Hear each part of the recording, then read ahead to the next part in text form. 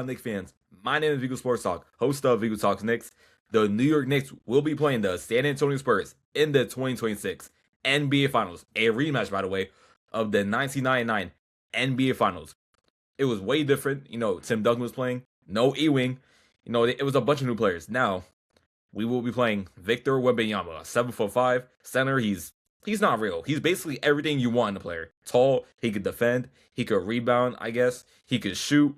I don't know about his playmaking, but he's basically everything you want in a basketball player. And this will be possibly one of the hardest teams we have ever played.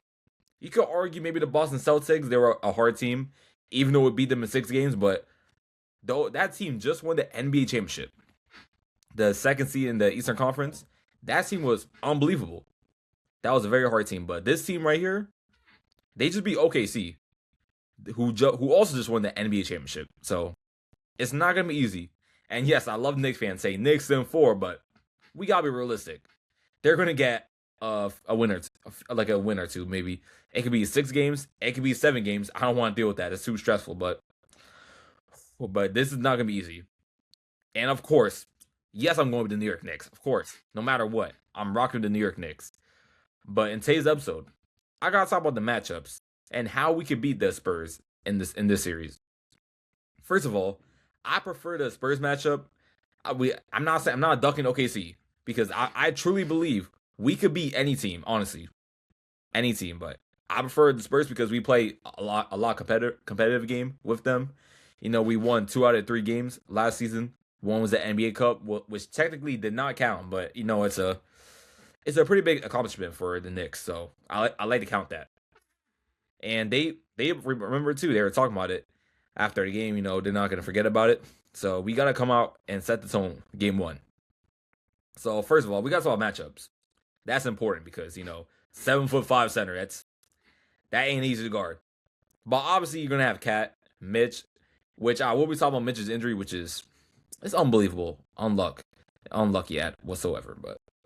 Yeah, so obviously you want your centers guarding Wemby, but a player who could actually guard Wemby, who is a lot shorter than Wemby, but he could guard OG and Anunoby.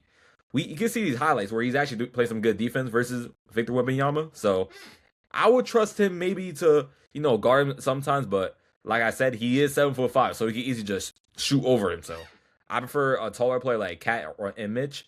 So we'll see how that goes. Now going to De'Aaron Fox. You could argue he's their second best player, so I would maybe put OG on it when he's not on Wemby. OG or Mikal Bridges, because you gotta remember, De'Aaron Fox, he's a fast dude, so. And Mikal Bridges, actually, now that I think about it, he could be the better matchup, because Mikal Bridges held Tyrese Maxey, who was really fast, under 20 points in the entire series. The Phillies series, where he swept them. So, he did a really good job on Maxey, so I think he'll do a good job on Fox, because of how fast he is. Now you can argue maybe OG could be on Stephon Castle. That's a pretty good matchup. Or it could be Josh Hart. All these matchups, it could be whoever. And no offense to Julian Champagnie. He's a great player too, but he's their weakest offensive player. He could average like 10 points. Don't get me wrong, but I'll put a Brunson on him because he's not like a fast, driving to the rim player. He's gonna shoot a lot of threes. So I'll put a Brunson on him. And okay, so you got Stephon Castle, De'Aaron Fox. And then Devin Vassell. You could put Josh Hart on him. He's a player who likes to shoot threes. He's pretty fast. So my final matchups will be Cat and Mitch on Wemby. And for De'Aaron Fox, I'll like OG and Mikal Bridges on De'Aaron Fox. Josh Hart or Mikal Bridges on Devin Vassell. Josh Hart on Stephon Castle or Mikal Bridges or OG. And for Julian Champagnie, I'll like Brunson or anybody else on him. That is my preferred matchups. And yes, the bench, Dylan Harper, Harrison Barnes, Keldon Johnson, Carter Bryant, Luke Cornett. They got a pretty decent bench, but I like our bench. Obviously, Dylan Harper, he's a phenomenal guy. He's phenomenal coming off the bench. But Deuce McBride, he's a phenomenal 3-point shooter. So we're going to need his 3-point shooting in this series. Same goes to Landry Shamet, those two. And Jose Alvarado, actually, he is not getting that many minutes. He's averaging like 8 minutes a game. But when he does get minutes, he plays like it's game 7. It does not matter. It does not matter for him. He could play 2 minutes all game, and he'll play some hard defense, hustle, get a steal, even get a block, score. It does not matter.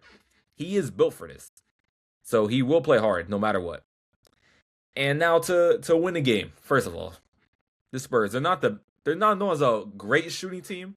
Yeah, they can shoot, but they're not like a team like OKC where they're going to send like 50 or 63 pointers a game. So if we could get them out the paint, first of all, that's one thing very huge. We gotta get him out the paint. Wemby, he can shoot also, but when he's in that paint, he's unstoppable. So we gotta keep him away from the paint at all costs. So we're gonna need Mitchell Robinson, Cat, anybody to keep him out the paint, honestly. And then players like De'Aaron Fox, Devin Vassell, and Julian Champagnie will shoot a lot of threes. And yeah, Stephon Castle, he can shoot a lot of threes, but he's not known as like a 40% 3-point shooter. So I'm not too worried about him. And also going to Mitch's injury, I forgot to talk about that a few minutes ago. It was reported a few days ago. I was at the gym and I get a notification that Mitchell Robinson broke his right pinky a week before the NBA Finals. And I'm confused. I'm like, yeah, he did tweak it a little bit in the game, but this was so random. All of a sudden, he has an injury. And what's even weirder, he did not. This injury was from a non-basketball activity. So it was not at practice. It was not at a game. It was outside of basketball. What could you be doing a week before the finals, the most important games of your NBA career, and you break your pinky? Seriously? Mitch, we need you out there. Your defense, rim protecting, offensive rebounds, we need you out there.